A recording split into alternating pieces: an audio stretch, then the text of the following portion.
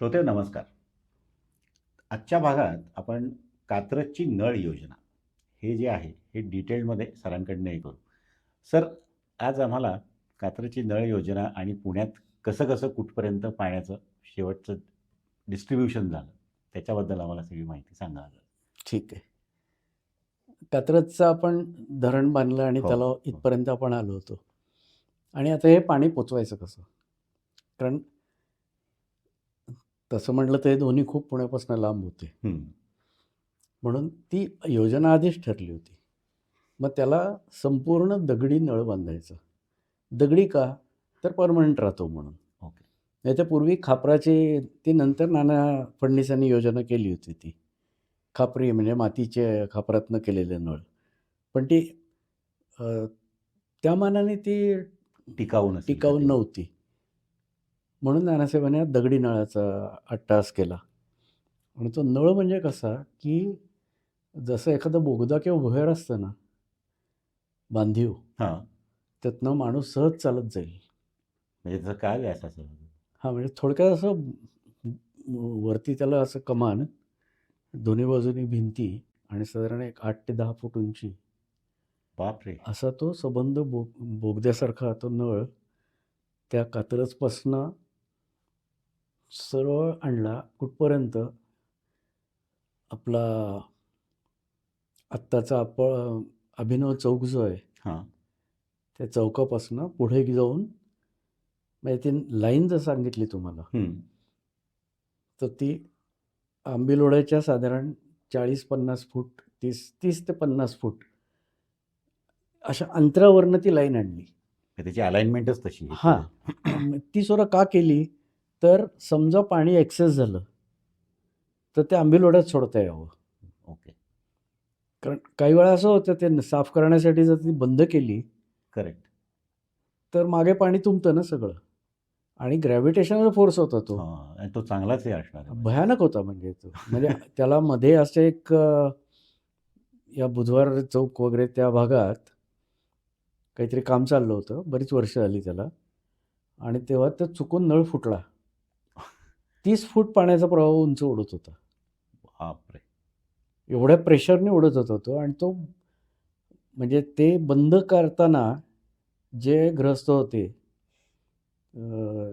त्यांनी मला हे सांगितलं, की मला माहिती आहे, मी स्वतः होतो तिथे. तो शेवटी आम्ही कसाबसा बंद केला. कारण दगड वरती ठेवला तरी दगड उडत दगड होता. उडत होते. एवढा फोर्स असणार त्याला.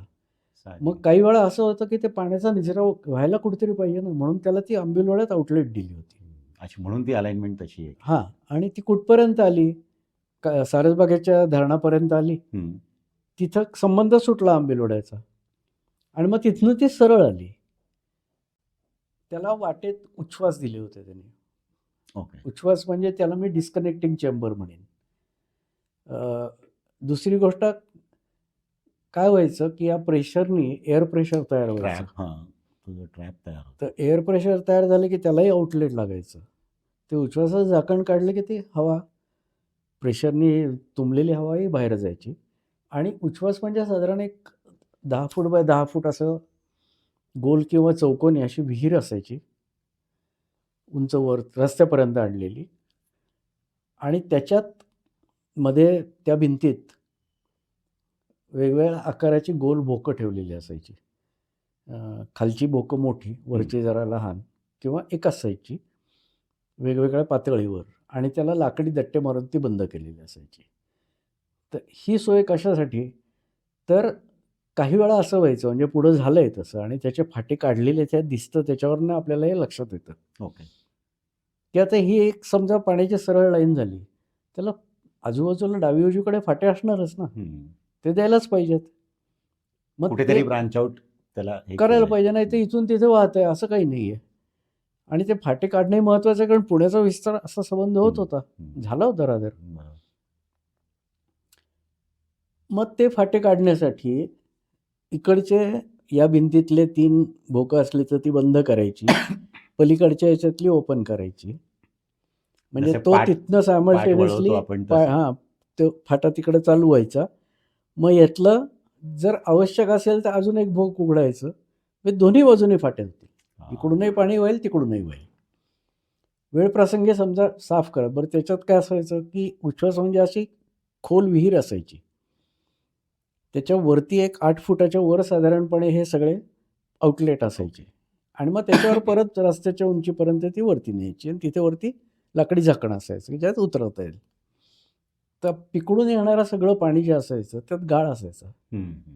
माती-बिती काय-काय तो खाली साठायचा अच्छा असंही आणि तो प्रमाण असं पाणी येऊन इकडनं जायचं. तो सगळा गाळ खाली साठायचा. खाली तो आणि तो गाळ नंतर ठराविक वेळी तो गाळ काढून टाकायचे. म्हणजे फिल्ट्रेशनही होतं थोडंसं. फिल्ट्रेशन आहे.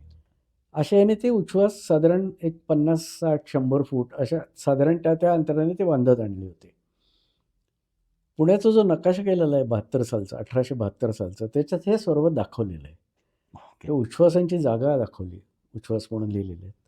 आश्चर्य एक वाटलं मला त्या नकाशात, की सारसबागेची जी पूर्वेची बाजू आहे, म्हणजे जो बाजीराव रस्ता आहे हां. आपला, तेव्हा तो रस्ता नव्हता.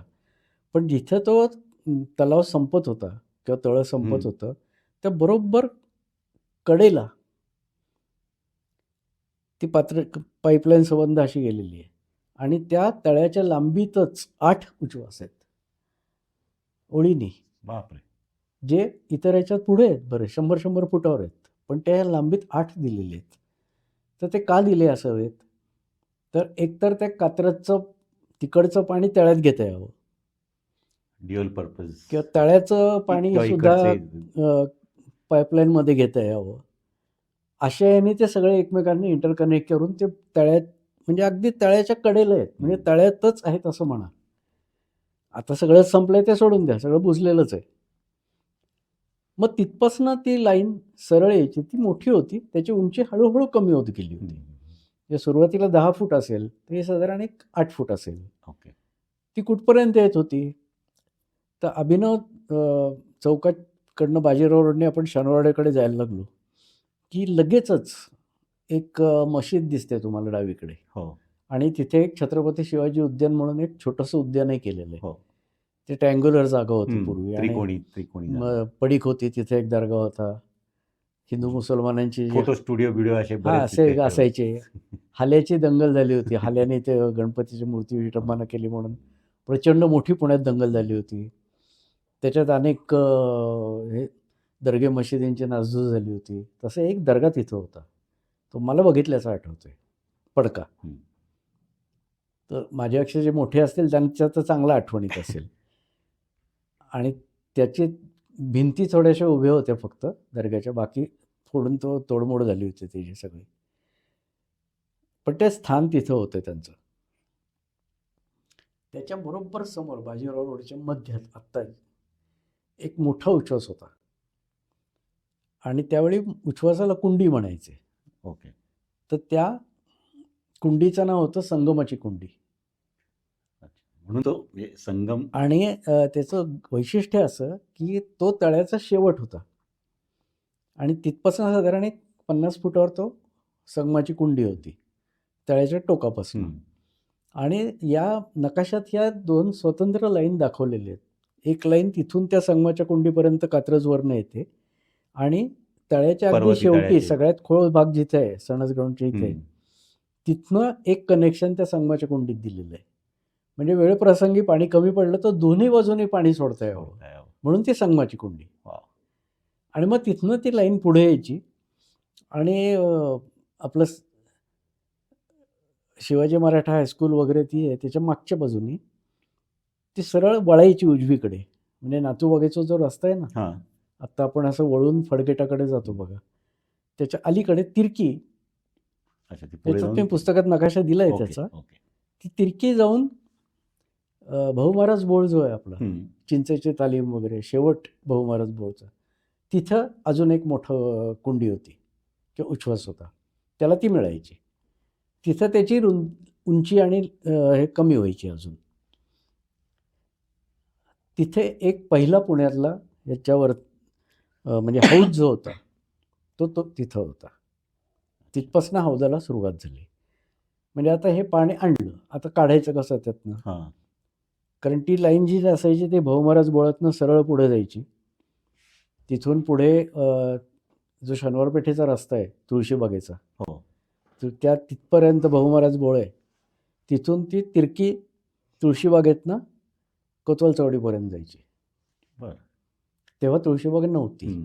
तुळशीबाग 61लाच 61 ते 63 या 2-3 वर्षाच्या काळात ते रामाचं मंदिर बांधलेलं आहे. तोपर्यंत तेव्हा ती तुळशीबाग नव्हती, बाग होती खाजगीवाल्यांची. त्या बागेतनं तो फाटा कोतवाल चौडीपर्यंत जायचा. कोतवाल चौडीवरनं सरळ पुढे गेलं की आत्ता जो दगडूशेठ हलवाई गणपतीचं मंदिर आहे, हं. त्या जागी 2 मोठे प्रचंड हौद होते पाण्याचे. त्यातल्या एका हौदाच्या खुणा मागच्या बाजूला थोड्याशा दिसतात अच्छा. आणि त्याला जलमंदिर म्हणायचे. तिथे प्रचंड प्रमाणात पाणी साठवण्याचे ते हौद होते. तर ती त्या कात्रजच्या बांधीव पाईपलाईन जी होती त्याचा शेवट तो. ओके. ते सबंध पाणी त्या दोन्ही मोठ्या हौदात साठलं जायचं आणि मग तिथनं दगडी जे नळ असायचे, नळ म्हणजे लिटरली गोल तोफ जशी असते हां, ना, हां. तसा आहे साधारण एवढ्या आकाराचा साधारण आणि एक या म्हणजे 2.5 फूट व्यास, त्याच्यामध्ये गोल भोक साधारण 8 इंची, त्याच्या आतनं पूर्ण चुन्याचं अस्तर केलेलं आणि त्याला कपलिंग जॉईंट होता. जॉईंट करायचं. असे जॉईंट करून ती पाईपलाईन न्यायची. ते दगडाचे अवशेष भारत इतिहास संशोधक मंडळात आजही आम्ही ठेवून दिलेले आहेत आणून. आहेत का तिथे? आहेत. आम्ही अजून ते जपून ठेवलेले आहेत मंडळांनी. अशी ती दगडाची पाईप वेगवेगळ्या ठिकाणी ते फाटे जायचे. एक लाईन त्या जलमंदिरापासून शनिवारवाड्यात जायची. हं. तिथंच नाना हौद होता. तो फाटा नंतर घेतलेला आहे. हं. असे तिथे हे दगडी फाटे त्यांनी सगळे करून मोकळे करून ठेवले होते. डिस्ट्रिब्युशन सगळे. डिस्ट्रिब्युशन केलं आणि मग तिथनं पुढे तांब्याच्या पाईपमधनं जायचे. अच्छा. तांब्याचे पाईप केलेले असायचे. म्हणजे असे कनेक्ट असायचे. आता हे पाणी घ्यायचं कसं, तर त्याला हौद पाहिजे. हं. स्टोअर सार्वजनिक हौद पाहिजेत ना, नाही तर लोकांपर्यंत पाणी पोचणार कसं. बरोबर. मग त्याच्यातनं एक फाटा घेऊन तो हौदात सोडला जायचा आणि हौदातला निचरा परत गटारातनं केला पाहिजे, त्यासाठी एक वेगळी मोरी बांधलेली होती. तर आता असे हौद होते ते ठिकठिकाणी बांधलेले होते. त्यातला पहिला हौद जो होता तो जिथे आपण आता तिथं अजून पाटी आहे, काळा हौद चौक म्हणतात त्याला. म्हणजे जुन्या जाईचा गणपती म्हणून एक गणपती बसतो. बहुमहाराज बोळाचं कोंडाच्या टोक आहे. थोडं पुढं आलं की एक चौक आहे. तो शिवाजी मराठा हायस्कूलवरनं तो रस्ता पुढे येतो आणि बरोबर, तिथे मिळतो. बरोबर. तिथे काळा हौद होता. आता काळा हौद म्हणजे काय काळा रंगाचा होता का? ते तर काळ्या तसं नाही. दगडात कदाचित बांधलं नाही, तसं नाही. काळ्या दगडात तो काळ्या दगडच होता. पण त्या भागाला काळं वावर म्हणायचे. अच्छा. तिथल्या मातीच्या तिथे म्हणजे तिथे सुपीक जमीन होती मातीची. काळं वावर म्हणजे हो, मातीचा पोत शेतीची जसं जमीन. शेतीची जमीन. आणि पलीकडे खडकाळ होती. जिथं तोफखाना होता त्याला खडकमाळ नाव होतं. अजूनही खडकमाळ हे नाव आहे बघा. खडकमाळ आळीसुद्धा म्हणतात त्याला. हो, तिथे आहेच आहे ना. हां, ती तर आता तो खडकाळ चांगला भाग अभिमान आणि आहे. इकडचा भाग सगळा सुपीक काळ्या मातीचा. मग काळ्या मातीतला हौद म्हणून तो काळा हौद. कारण पुण्यात पेशवाई नंतर एक पेठ वसली होती किंवा आधीपासून ती नरसिंह पेठ म्हणून होती, ज्याचा पुढे उल्लेख येईल. ती पुण्याची दक्षिणेची शेवटची हद्द होती. दक्षिण म्हणजे नैऋत्य म्हणून होतं. हं, हं. पण त्याच्या पुढे एक पेठ वसली होती आणि त्याला काळे वावर पेठ म्हणायचे. काळे वावर पेठ. हां, नंतर तो भाग सगळा सदाशिव पेठेत मर्ज झाला. तर तो काळा हौद म्हणजे त्या काळ्या वावरातला हां. म्हणून काळा हौद. तिथनं ओळीने हौद यायचे. म्हणजे बदामी हौद होता मध्ये एक. तिथे बदामी हौद म्हणून एक असं भिंतीवर मोठा बदाम काढून त्याच्यात कोरडा आहे, त्याच्यात एक मसोबा बसवला आहे. तिथे एक हौद होता. थोडं पुढं आलं की तुळशीबागेतला रस्ता जिथे मिळतो त्याच्या अलीकडे ओकांचा वाडा होता, तिथे अजून एक हौद होता. नंतर मग तुळशीबागेत एक हौद होता. किती हौद साधारण तरी असे असे हौद वेगवेगळे सगळे त्या सबंध लाईनवर हौद होते. आणि हे जवळजवळ कात्रजच्या लाईनवरच फक्त जे हौद होते ते 42 होते. 42 हौद होते. आणि ते त्याच वेळी बांधलेले होते. आणि नंतर त्याचे फाटे घेऊन लोकांनी स्वतःच्या प्रायव्हेट आपापल्या घरातही बांधले आणि सार्वजनिकही बांधले. अच्छा, तीही सोय करून ठेवली. ती सोय करून प्रायव्हेट ठेवली. हवे असेल तर. म्हणजे ते सुद्धा कसं लक्षात येतं आपल्या, की नाना हौद जो आहे नाना वाड्यासमोरचा, हं. तो नाना फडणीसांनी बांधला. तो पुष्कळ नंतर बांधला. म्हणजे एक 15-20 वर्षांनी बांधला. पण तो फाटा होता. अच्छा. तर एक फाटा तपकीर गल्ली जी आहे आपली, त्या तपकीर गल्लीतनं सरळ नेऊन, कारण पूर्वी लाल महाल ते सुगंधी चौक हा रस्ता नव्हता. नव्हता. हां, तुम्ही बोलला होता. तपकीर गल्लीतनंच तो रस्ता वळून रविवार पेठेच्या मुख्य रस्त्याला मिळायचा, चौकात, त्या सुगंधी हं, चौकात. हं.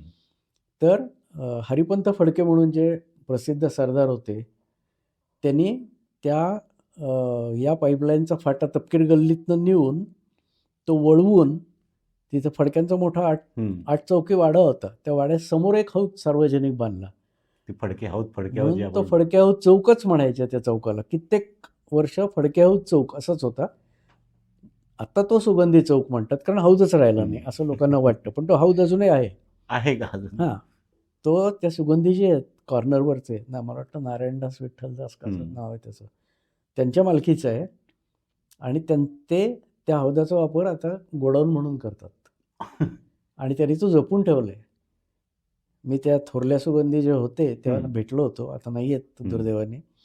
पण त्यांनी मला सांगितलं होतं की आम्ही हा खरेदी केला सरकारकडनं.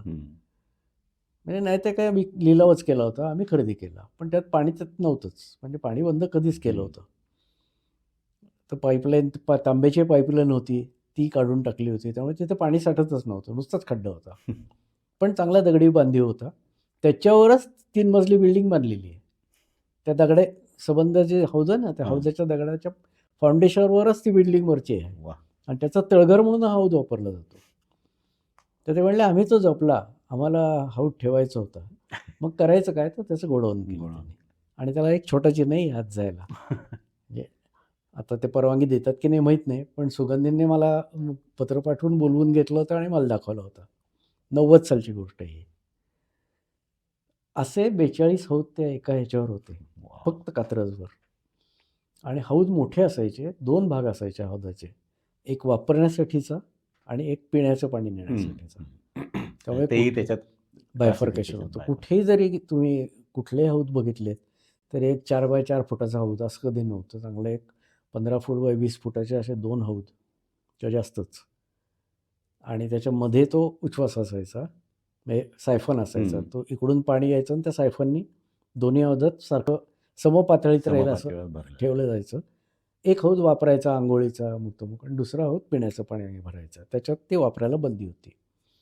सर एक प्रश्न असा हे होतो, ही सगळी टेक्नॉलॉजी आपण त्याला म्हणू, म्हणजे ही ऑलरेडी एक्झिस्टिंग होती की कुठलं तरी आपण बघून कॉपी करून आणली का, ही काही आपल्या इथेच काही गोष्टी डेव्हलप झाल्या? नाही, एक्झिस्टिंग होती असं म्हणायला हरकत नाही. कारण काय होतं, निजामशाहीत अहमदनगर म्हणजे आपलं अहिल्यानगर. अहमदनगर ही निजामशाहीची राजधानी. आणि त्याच्यात त्यांनी 2-3 अशा, त्याला नहर म्हणायचे. या पाईपलाईन ज्या होत्या त्याला नहर म्हणायचे. तर असे नहर बांधून त्यांनी पाणी आणलं होतं. आधीच्याही काही काळात आणलेलं आहे. त्यामुळे दगडी पाईपलाईनमधनं पाणी आणणं हे अस्तित्वात होतं. ओके. आणि शेवटी त्या हौदातच सोडलं जायचं. हो, नाही बरोबर आहे. त्यामुळे हौद बांधणं हेही अस्तित्वात होतं. पण असं फक्त फार मोठ्या क्वचित शहरात असायचं. सार्वजनिक ह्याच्याच फक्त विहिरीच वापरायचे बाकी सगळ्या गावात. पण कुठल्याही इव्हन अहमदनगरमध्ये काय, नंतर औरंगाबादमध्येच होता ती हे म्हणतात ना पाणचक्की वगैरे तो भाग आहे, तो असंच नहर आणलेले संबंध, त्याच्यावरच ती चालते. पण असे काही सार्वजनिक ठिकठिकाणी हौद नव्हते. ती पद्धत पेशव्यांनी केली. ओके. आणि पुण्यात पहिल्यांदा केली नानासाहेब पेशव्यांनी, की कोपऱ्या कोपऱ्यावर हौद पाहिजेत. लोकांना पाण्यासाठी वणवण भटकायची जरूर नाही, पाण्याच्या सोर्सपर्यंत जायची जरूर न, ओढ्यापर्यंत, नदीपर्यंत. माझ्या घराच्या जवळ मला माझ्या जवळ हौद पाहिजे, तिथून मला पाणी भरता आलं पाहिजे आणि ते स्वच्छच पाहिजे. ही सोय नानासाहेबांनी फार मोठी केली पुण्यासाठी. त्यामुळे ती योजना जवळजवळ 1759 पर्यंत चालू होती. एक एक एक एक करत फाटे बांधत, हौद बांधत, असे हळूहळू चालू होती ती. म्हणजे थोडक्यात हा एक पाणी पुरवठ्याचा मुख्य टप्पा संपला या इथे. आता राहिले 2, ते आपण पुढच्या भागात घेऊ. त्यातलं एक शनिवारवाडा, त्याची तटबंदी, जो वादाचा विषय होता खूप दिवस. आणि दुसरं म्हणजे लकडी पूल. तो आपण पुढच्या भागात घेऊ. ठीक आहे. सर, खूपच इंटरेस्टिंग माहिती आज आम्हाला मिळालेली आहे. श्रोतेहो, तुम्हाला ही कशी वाटली ते जरूर कळवा आम्हाला. धन्यवाद. भेटू पुढच्या भागात.